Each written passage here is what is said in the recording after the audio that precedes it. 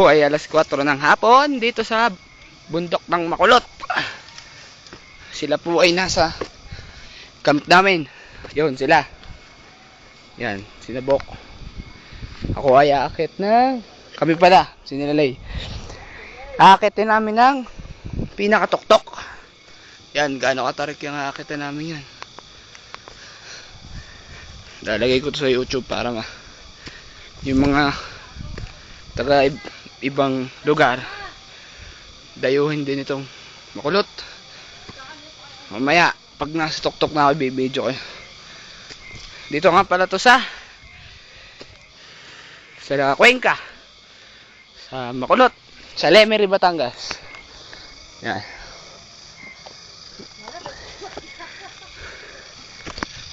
Masyadong matatarik. Basta tayo, pupunta ako! Bilis naman. Ayoko na!